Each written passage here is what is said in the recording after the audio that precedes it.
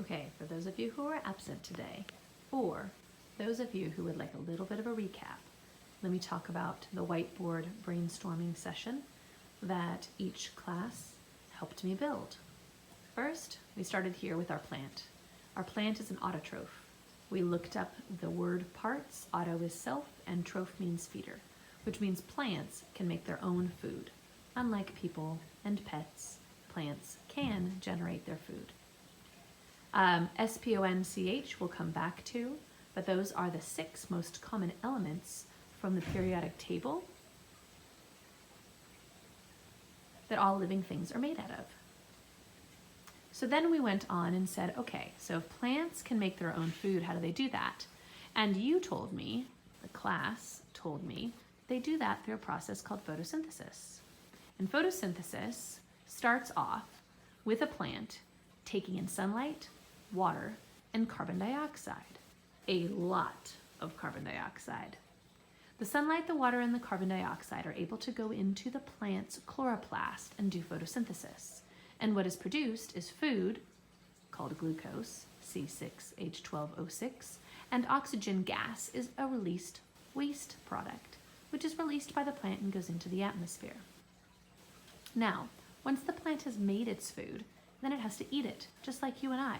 So the way that a plant does that, and the way that we do that as well, is by doing cellular respiration. So you can see cellular respiration takes in that food, that glucose molecule, and pushes it into the plant's mitochondria, not the chloroplast, but the mitochondria.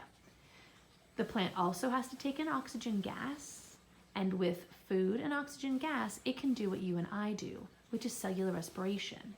That chemical process of cellular respiration releases ATP, which is a cell's form of energy, so it can do all the work that cells need to do. That process also releases carbon dioxide, a small amount, heat, and water. So if you look closely at both of these processes, one process is the complement to the other process. I do want to point out the size of the box that we've got for carbon dioxide here, right there, is much smaller than the size of the box that's over here for photosynthesis. That box is huge. And I'd like you to consider that.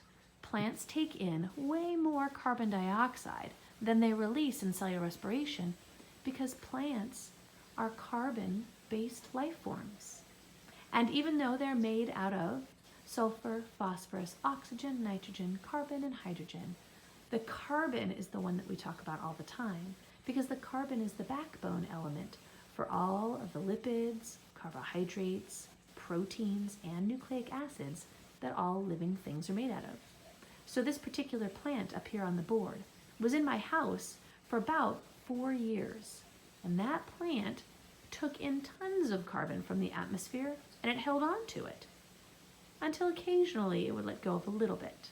Like a leaf would drop or cellular respiration would occur and it would release carbon dioxide gas.